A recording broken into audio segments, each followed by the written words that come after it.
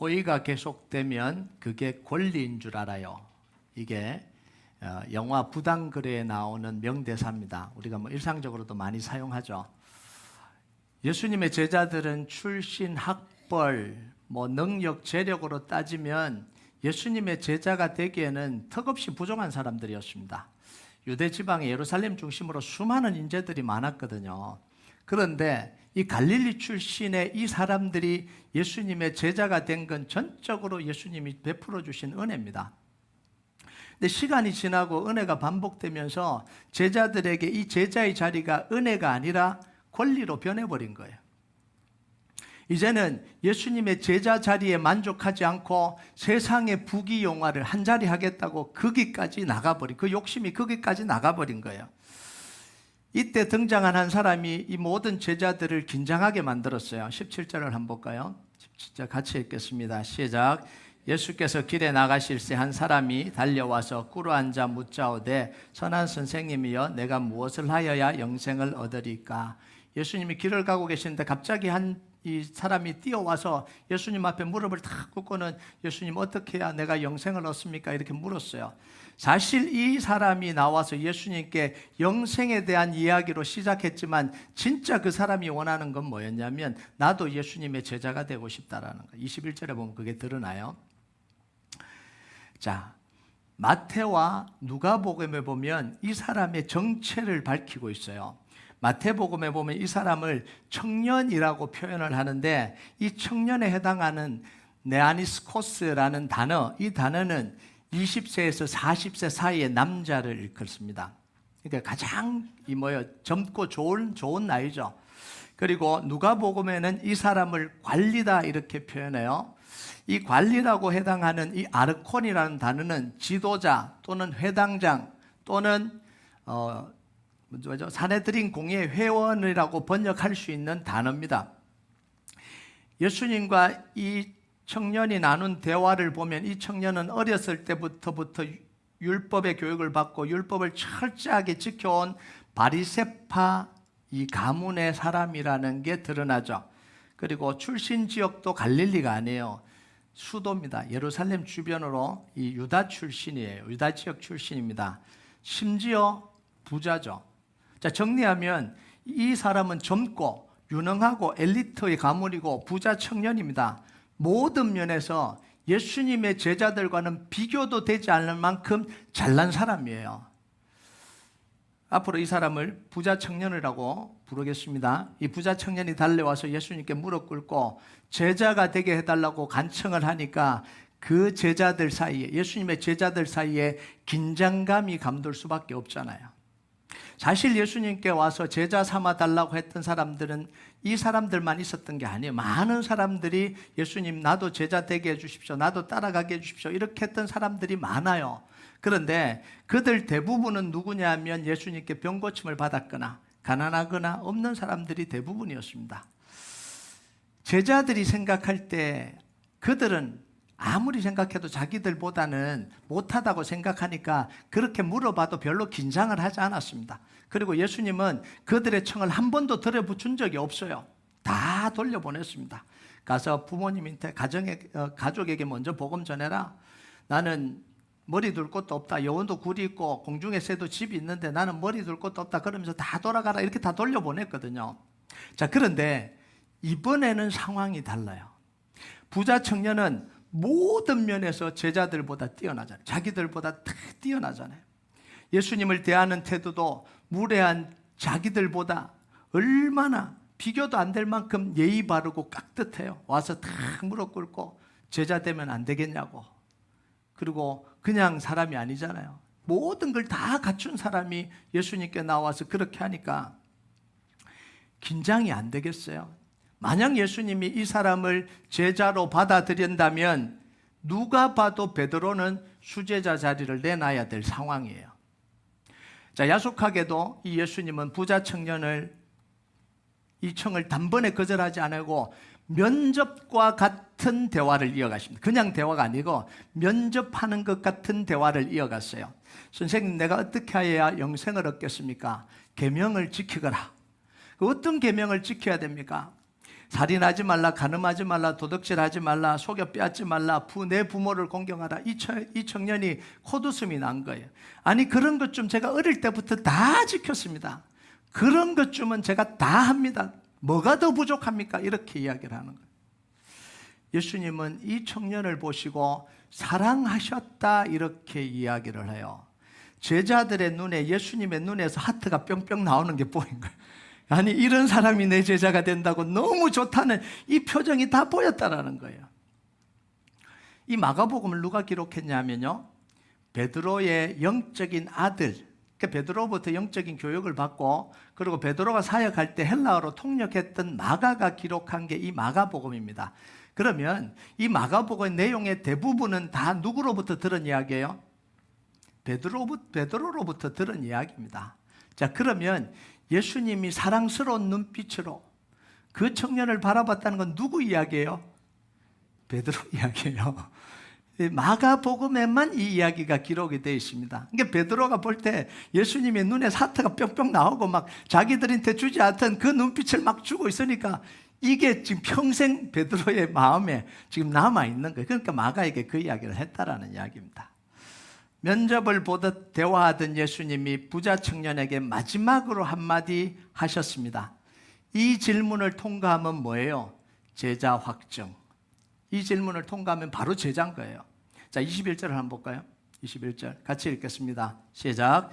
예수께서 그를 보시고 사랑하사 이르시되 내게 아직도 한 가지 부족한 것이 있으니 가서 내게 있는 것을 다 팔아 가난한 자들에게 주라. 그리하면 하늘에서 보화가 내게 있으리라.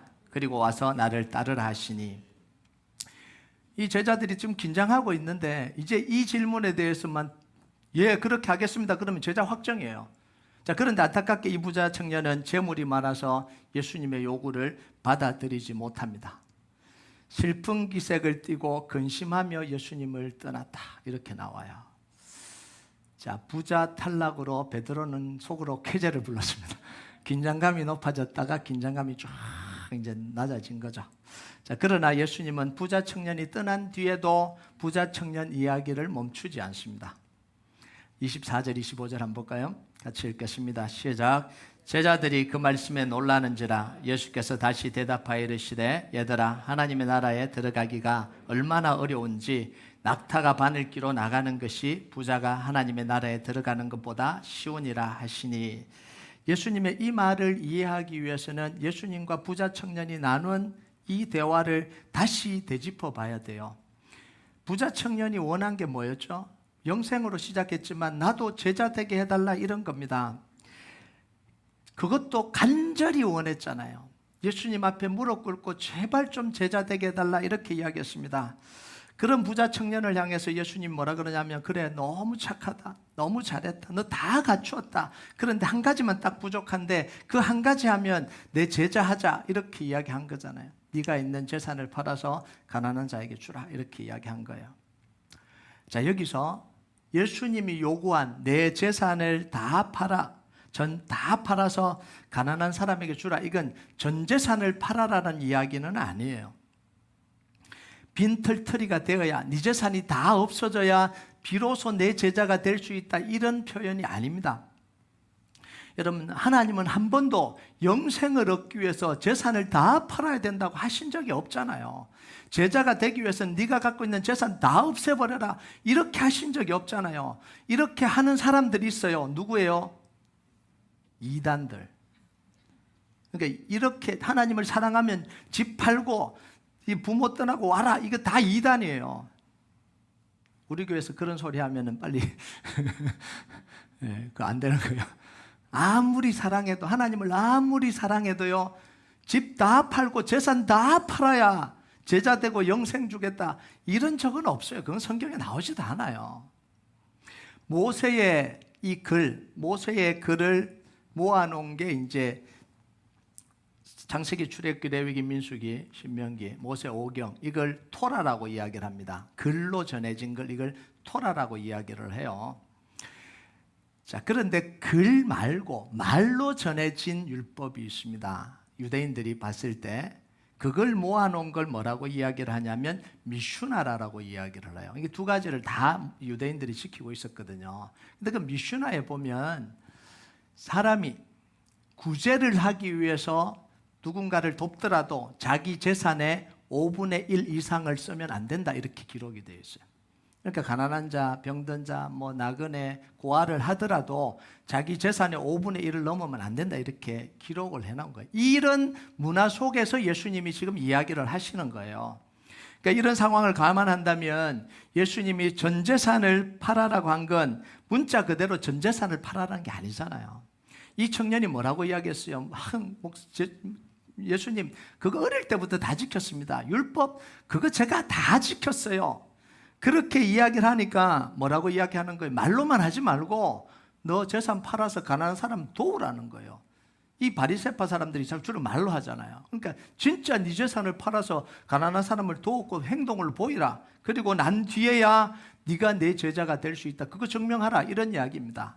그러니까 물론 이걸 하기 위해서는 이 부자는 자기의 재산의 상당 부분을 허비를 해야 되는 거잖아요.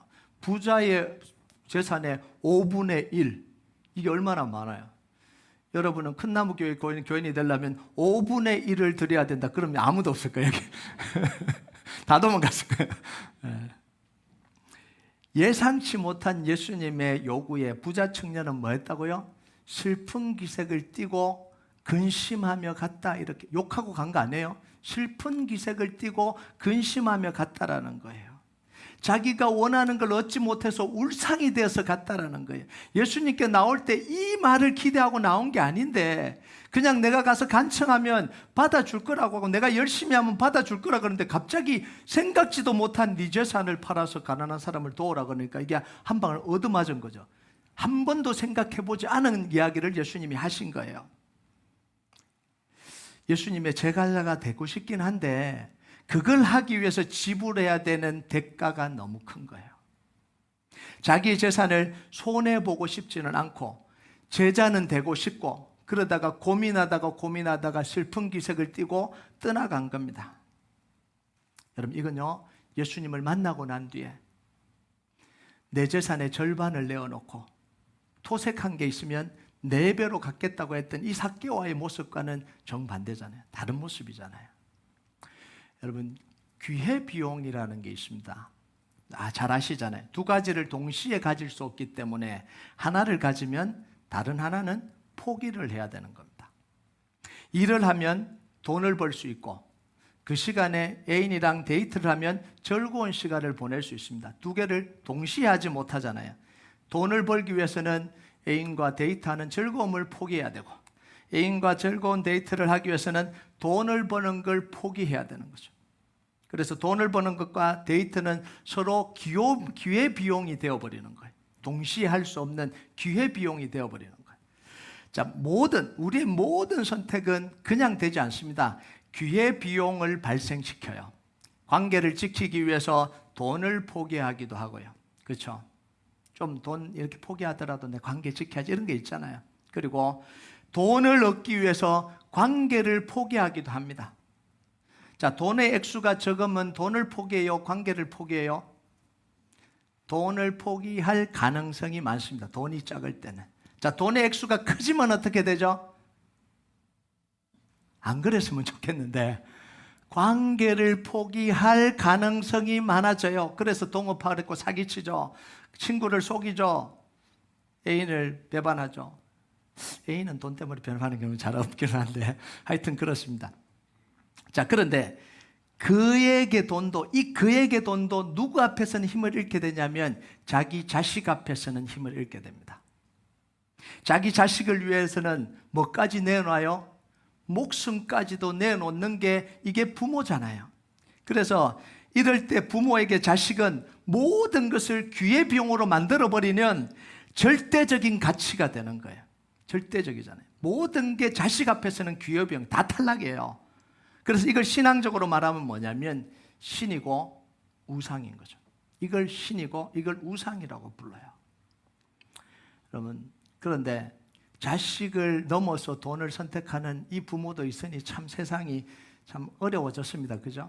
안 그랬으면 좋겠는데. 자, 그러면 이 부자에게 신과 우상은 뭐예요? 돈이 신과 우상이 된 거죠. 돈이 신과 우상이 돼서 하나님의 자리를 차지하고 있으니까 이 부자 청년을 그 돈이 지배를 하고 있는 거예요. 그러니까 영생도 얻고 싶고 제자도 되고 싶은데 돈 앞에서 다 힘을 잃어버린 거예요. 안 되고 싶은 게 아니에요. 영생도 얻고 싶어요. 제자도 정말 되고 싶어요. 그런데 돈이 딱 등장하면 이게 무너져 버리는 거예요. 예수님이 부자들을 향해서요, 낙타와 바늘길을 이야기하신 이유가 뭐냐면 인간이 부와 재물에 대해서 그 집착이 얼마나 큰지를 비유를 통해서 말씀하신 거예요. 자, 그런데 그 다음 말이 중요해요. 예수님이 부자라고 다 돈을 선택하는 건 아니다 이렇게 이야기하는 거예요. 그렇잖아요. 세상이 부자라고 다 돈 선택하는 거 아니잖아요. 돈 있다고 다 관계 포기하는 거 아니잖아요. 27절이 그 내용이에요. 27절 같이 읽겠습니다. 시작. 예수께서 그들을 보시며 이르시되 사람으로는 할 수 없으되 하나님으로는 그렇지 아니하니 하나님으로서는 다 하실 수 있느니라.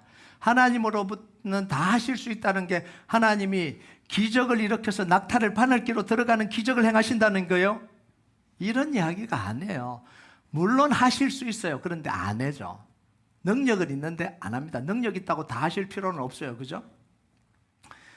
부자라도 하나님을 절대 가치로 삼으면 그 어려운 일도 가능하다 이런 이야기입니다.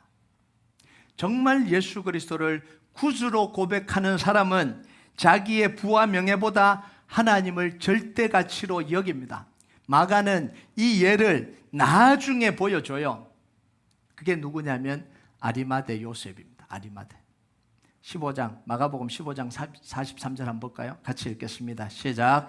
아리마대 사람 요셉이 와서 당돌이 빌라도에게 들어가 예수의 시체를 달라 하니 이 사람은 존경받는 공회원이요 하나님의 나라를 기다리는 자라. 아리마대 요셉은요, 이 부자 청년과 조건이 너무 흡사해요. 부자죠. 사내들인 공회의 탑 클래스 아니에요. 거기에 간원이죠. 그리고 바리새인이에요. 하나님의 나라를 기다리는 사람입니다. 이런 아리마대 요셉이 자기가 가진 부와 명예와 이 지위를 다 잃어버릴 수 있는데 예수님의 시체를 빌라도에 가서 당당하게 요구했습니다.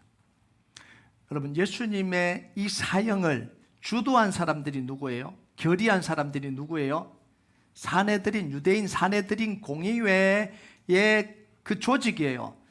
이 아리마대 요셉은 그 조직의 일원입니다. 그 결정을 하는데 같이 있었어요. 그런데 나와서 예수님의 시체를 달라 그런다. 누구와 원수가 되는 거예요? 이 사내들인 공회와 지금 척을 지겠다라는 이야기입니다. 그리고 예수님이 죽은 죄명이, 사형 죄명이 뭐예요? 로마에 대해서 반역죄입니다. 그래서 빌라도가 직접 그걸 한 거잖아요. 사형을 한 거잖아요. 자, 그러면 반역죄를 지은 사람의 시체를 거두면 뭐예요? 반역죄 될 수 있는 거예요. 그러면 자기 재산이 다 몰수되고 유대 사회에서 추방당할 수 있고 이 모든 위험을 무릅쓰고 이 아리마대 요셉은 빌라도에게 찾아가서 몰래 간 것도 아니고 빌라도에게 직접 가서 예수님의 시체를 달라고 요구했다라는 거예요. 자기가 가진 이 부와 명예를 귀의 비용으로 만들어버리고 하나님 나라를 선택한 게 이게 아리마대 요셉입니다. 부자와 너무 닮았잖아요. 이 부자 청년이 아닐까? 연구를 했는데 아니더라고요. 같은 사람이 아니에요. 같은 사람이면 좀 이렇게 이렇게 변화돼서 하나님을 이렇게 했다 이럴 수 있는데 그게 아니에요. 다른 사람이에요. 여러분, 믿음은요 항상 우리에게 뭘 요구하냐면 귀의 비용을 요구합니다. 믿음의 선택은 반드시 우리에게 귀의 비용을 요구해요. 하나님이 아브라함에게 아들 이삭을 바치라고, 제물로 바치라고 이야기를 합니다. 이때 하나님이 이삭을 부를 때 그 명칭을 특별한 명칭으로 불러요. 한번 볼까요? 창세기 22장 2절 같이 읽겠습니다. 시작. 여호와께서 이르시되 내 아들 내 사랑하는 독자 이삭을 데리고 모리아 땅으로 가서 내가 내게 일러준 산 거기서 그를 번제로 드리라. 뭐라고 불러요? 이삭을 바치라 이렇게 이야기 안 해요. 내 아들 바치라 이렇게 안 해요. 뭐라고 이야기를 해요? 내 아들, 내 사랑하는 독자 이삭 이렇게 이야기해요.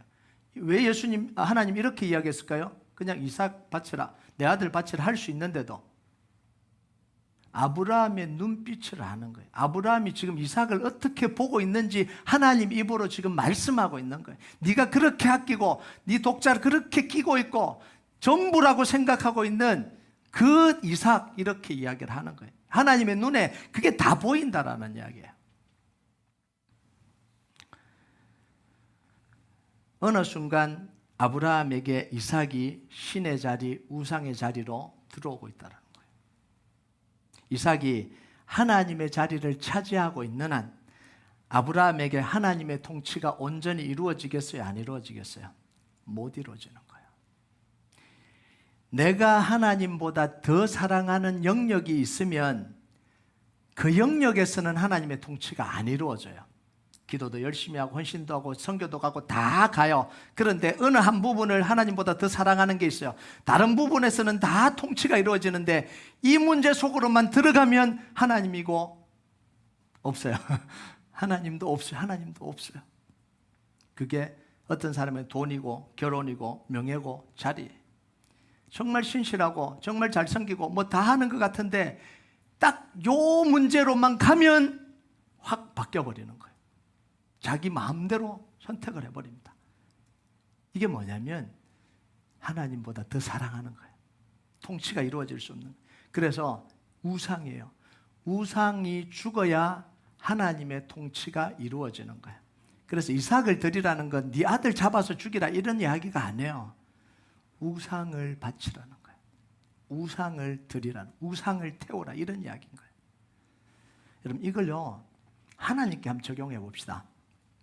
하나님이 예수님을 우리보다 더 사랑하셨다면 우리를 구원할 수 없었을 겁니다.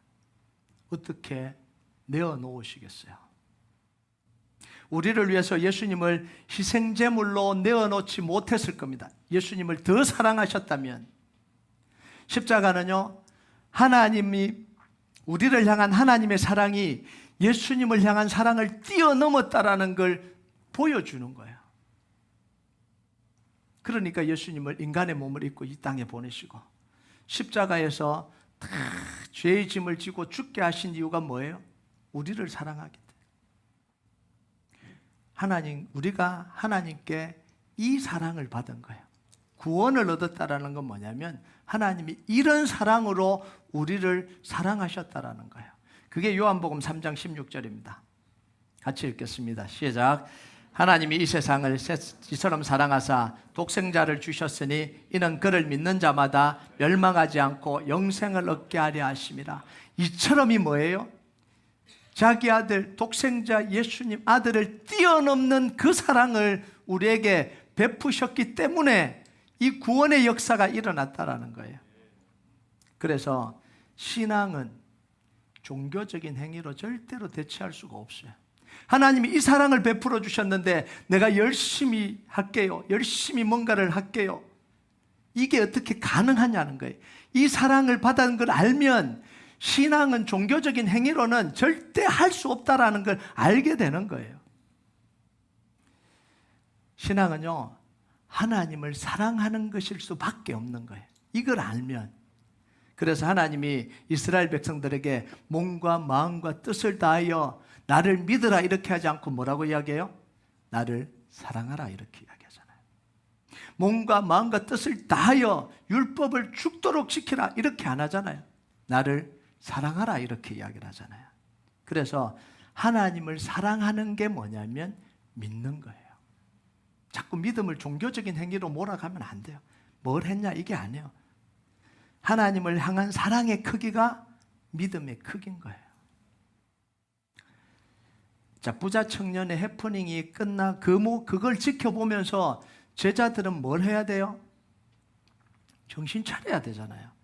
부자 청년이 해프닝을 일으킨 거거든요. 그럼 그걸 보면서 뭘 해야 되냐면 제자들은 정신을 차리고 깨달아야 돼요. 자리 다툼하고 있는 자기가 얼마나 이 지금 나쁜 건지 잘못됐는지 이거 봐야 되잖아요. 성공에 눈이 멀어서 예수님이 지금 십자가 이야기하는데도 하나도 안 듣고 예수님 왕으로 삼아서 그 옆에 좌우 자리에 앉으려고 하는 이 욕망으로 가득 찬 자기의 이 마음 모습을 봐야 되는 게 이게 정상이잖아요. 그런데 전혀 엉뚱하게 베드로가 예수님께 뭘 하냐면 자기 지분과 권리를 주장해요. 28절을 한번 볼까요? 28절 같이 읽겠습니다. 시작. 베드로가 여쭈어 이르되 보소서 우리가 모든 것을 버리고 주를 따랐나니. 지금 이 타이밍에 이 이야기를 할 때냐는 거예요. 그럼 진짜 못 깨달아도 이렇게 못 깨달을 수 있냐는 거예요. 이게 무슨 이야기인지 아세요? 보세요, 예수님, 저 부자 청년도 제자 되기 싫어서 떠나잖아요. 우리는 제자 되려고 다 버리고 왔잖아요. 배도 버리고 다 왔잖아요. 우리한테 뭐 주실 겁니까? 이 이야기를 하고 있는 거예요. 아니 도대체 뭘 포기했다고 지금 포기했다 그래요? 아니 제자 되고 난 뒤에 아니 이런 것보다 얻은 것이 훨씬 더 많으면서 뭘 또 더 달라 그래요? 우리가 생각해도 낯이 화끈거립니다. 그런데 같은 상황 같은 말씀을 들으면서도 이렇게 생각하고 이렇게 말할 수 있다는 게 이게 너무 황당한 거 아니에요? 여러분 그런데요, 이게 우리 모습이라고요. 하나님이 자기 아들 예수님을 십자가에 다 내어주시면서 생명 주셨잖아요. 목숨을 살려주셨잖아요. 심판받고 죄와 저주와 안 죽어야 마땅한 우리를 구해주시고 하나님의 자녀로 살아가게 해주셨잖아요. 그런데 뭐가 부족해서 더 달라 그러고 안 주면 하나님 억울하다 그러고 하나님 어떻게 나한테 그럴 수 있냐고 이렇게 이야기할 게 못 되는데 그렇게 이야기 당연한 것처럼 이야기를 하잖아요. 여러분 그런데요, 예수님이 베드로가 한 그 말을 다 또 인정해 주세요. 정말 속 타요 진짜. 예수님 보면 속이 뒤집어질 것 같아. 아니 좀 혼을 내시지. 그걸 또 다 받아주고 계셔요. 또 29절과 30절 같이 읽겠습니다. 시작. 예수께서 이르시되 내가 진실로 너에게 이르노니 나와 복음을 위하여 집이나 형제나 자매나 어머니나 아버지나 자식이나 전토를 벌인 자는 현세에서 집과 형제와 자매와 어머니와 자식과 전토를 100배나 받되 박해를 겸하여 받고 내세의 영생을 받지 못할 자가 없느니라. 와, 하나님 예수님도 속도 좋으세요. 이걸 다 받아주고 계세요. 당연히 하나님을 섬기는 것에 공짜가 없어요. 우리가 하나님이 우리의 수고를 알아주십니다. 하나님 우리 아버지시잖아요. 아버지 되신 하나님이 우리가 하나님 나라와 복음을 위해서 희생하고 헌신한 자녀를 안 사랑하고 복을 안 주시겠어요? 더 열심히 하니까 죽도록 해라. 이놈은 말 안 듣고 니는 말 잘 들으니까 니만 죽도록 시키겠다. 이런 부모가 도대체 어디 있어요? 야, 잘 됐다. 너 죽도록 열심히 해라. 이런 부모가 어디 있어요? 하나님 뭐라고 이야기해요? 천대까지 은혜를 베풀어 주시겠다. 나를 사랑하는 자들을 천대까지 은혜. 여러분 이건 기복신앙이 아니에요. 하나님과 관계 속에서 오는 자연스러운 결과지 기복신앙이 아니에요. 기복신앙은 말씀의 약속과 상관없이 내가 복받기 위해서 하나님 복 주세요 하고 달려드는 게 이게 기복신앙이죠. 하나님의 약속의 말씀 때문에 약속의 말씀을 붙들고 기도하고 약속의 말씀 때문에 내 의지를 꺾고 약속의 말씀 때문에 희생하고 헌신하면서 끝까지 붙들고 기도하는 그 사람에게 복을 주시는 게 그게 기복신앙이 될 수가 있나요? 아니잖아요. 아버지와 아들 사이에 당연한 관계적인 역사예요. 그런데 우리가 주목해야 될 표현이 있어요. 여기 있어요. 100배나 받되 박해를 겸하여 받고 이렇게 이야기합니다. 여러분 희생과 헌신은 어려워요. 고생스러운 일이잖아요. 행복한 일이 아니잖아요. 희생하고 헌신하는데 난 너무 즐겁다. 이건 이상한 사람이에요. 어렵잖아요. 내 돈을 들여서 다른 사람 누군가를 돕는다면 내가 쓸 수 있는 돈이 줄어드는 거예요. 돈이 남아서 돕는 사람 한 사람도 없어요. 내가 베푼 만큼 내 삶이 불편해지는 게 그게 사실이잖아요. 내가 다른 사람을 도운 만큼 내가 쓸 돈이 줄어드는 게 그게 사실이잖아요. 그걸로 돕는 거잖아요. 이게 당연한 이치입니다. 뭔가 내가 드리고 희생하고 도우면 내 삶이 불편해지는 게 이게 당연한 거예요. 그런데 이 불편함을 하나님이 축복으로 바꿔주시겠다라는 거예요. 자, 그런데 말씀을 잘못 해석하면 이렇게 이야기해요. 하나님께 드리기만 하면 2배로 불어난다? 3배로 불어나니까 빨리 드리라? 3배. 이러고 있는 게 이게 잘못된 거예요. 이게 기복신앙인 거예요. 희생하고 헌신하고 자기 걸 드리는데 하나도 안 힘들다고 생각을 하고 갑자기 바로 드리는 즉시 2배, 3배가 그냥 막 부어진다고 생각하니까 이게 잘못된 거라고요. 이건 기복신앙이에요. 그러니까 드렸는데 왜 하나님 축복 안 해주십니까? 내가 헌신했는데 왜 안 축복? 이런 소리를 하고 있는 이유가 뭐냐면 잘못하고 있는 거예요. 힘든 게 맞아야죠. 힘들어야 돼요. 힘들어야 돼요. 안 힘들 수가 없죠. 힘들어야 그게 정상이죠. 그런데 이걸 하나님이 그 힘든 과정을 거쳐나가면서 하나님 은혜를 깨닫게 하고 하나님 축복으로 바꿔주시고 그걸 통해서 더 큰 은혜를 부어주시는 그 과정을 우리가 거쳐가는 거예요. 이게 예수님이 베드로에게 하신 이야기거든요. 그런데 이 예수님의 이 말이 베드로에게 예언처럼 되어버렸어요. 그럼 사도행전 5장 40절에 41절 한번 볼까요? 같이 읽겠습니다. 시작. 그들이 옳게 여겨 사도들을 불러 채찍질하며 예수의 이름으로 말하는 것을 금하고 놓으니 사도들은 그 이름을 위하여 능욕받는 일에 합당한 자로 여기심을 기뻐하면서 공의 앞을 떠나니라. 자, 자기 그걸 위해서 쫓아가던 욕심을 위해 쫓아가던 이 베드로가 부활하신 예수님을 만나고 인생이 변화되니까 박해가 축복임을 깨닫게 되는 거예요. 예수님을 위해서 헌신하고 희생했던 그 박해가 고통뿐만이 아니라 그게 기쁨이고 감사라는 걸 자기 삶으로 증명해내잖아요. 그래서 예수 이름으로 고난당하고 박해받는 걸 뭐라고 여겼다고요? 당연한 거지. 그리고 그걸 기쁨으로 여기고 자기 인생을 살아갔다라는 거예요. 이게 얼마나 중요한 거예요. 예수님이 제자들에게 마지막 깨우침을 주는 한마디로 이 말씀을 마칩니다. 31절을 한번 볼까요? 같이 읽겠습니다. 시작. 그러나 먼저 된 자로서 나중되고 나중된 자로서 먼저 될 자가 많으니라. 자, 여기서 말하는 먼저 된 자는 누구예요? 베드로이고 제자들인 게 너무 명백하잖아요.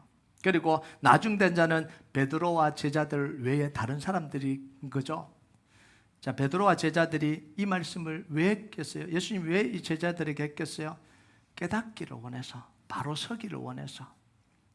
여러분, 내가 뭔가 되었다고 생각하는 그 순간, 내가 자격이 된다고 생각하는 그 순간 우리는 이미 뒤쳐져 있는 거예요.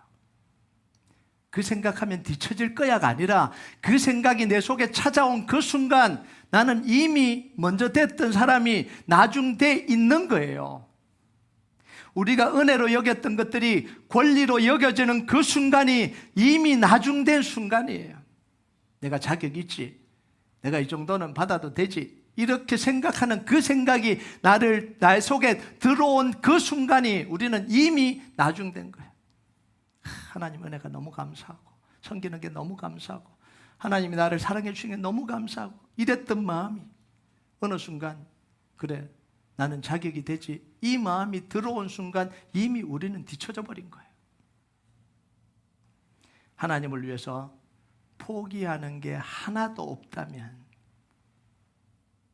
이미 우리는 뒤처진 삶을 살아가고 있는 거죠. 여러분, 하나님 앞에서 다시 은혜를 회복하시길 주님의 이름으로 축복합니다. 권리가 되었던 것들이 다시 은혜로 변화되는, 다시 하나님을 향한 그 사랑이 다시 시작되는 역사가 있길 주님의 이름으로 축복합니다. 우리 같이 찬양하도록 하겠습니다. 이 찬양 하나님 앞에 같이 올려드립시다. 주님 다시 오실 때까지 나는 이 길을 가리라. 좁은 문 좁은 길 나의 십자가 지고 나의 가는 이 길 끝에서 나는 주님을 보리라. 영광의 내 주님 나를 맞아주시리. 우리가 이 고백 하나님 앞에 같이 올려드리겠습니다.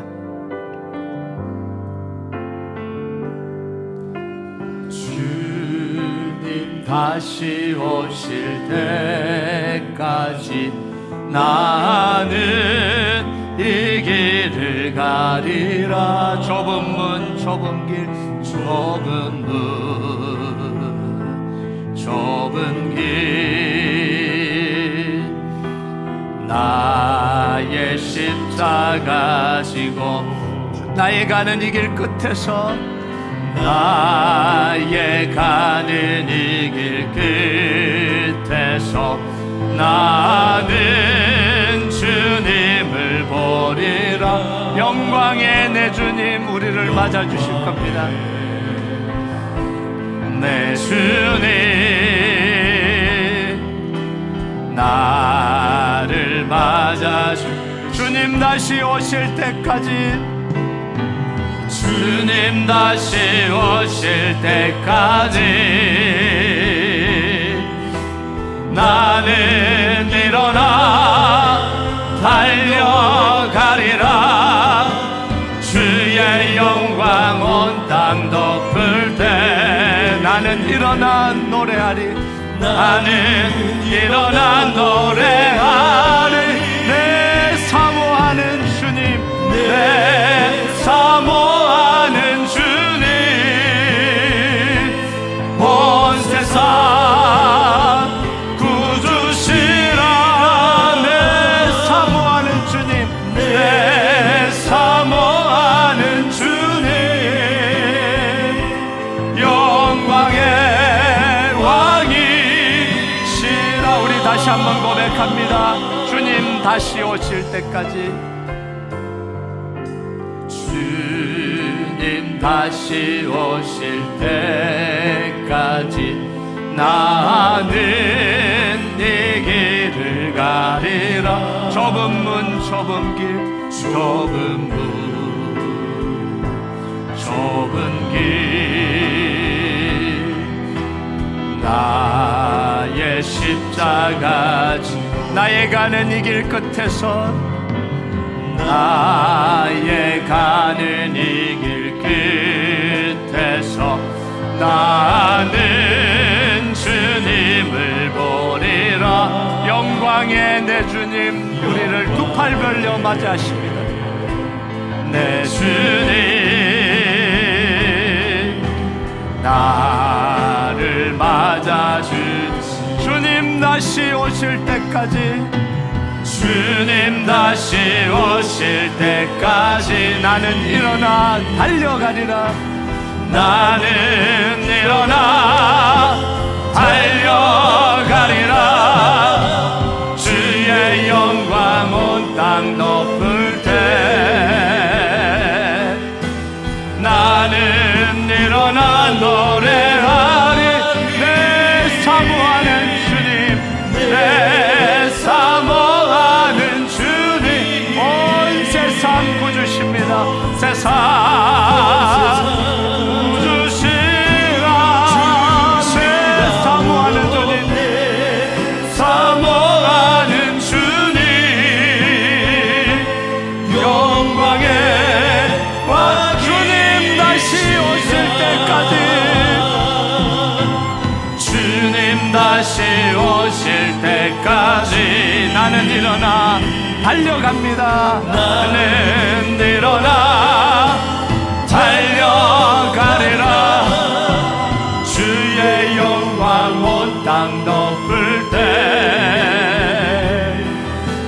나는 일어나 노래하리. 내 사모하는 주님, 내 사모하는 주님, 온 세상 구주시라. 내 사모하는 주님, 우리 마지막으로 고백합니다.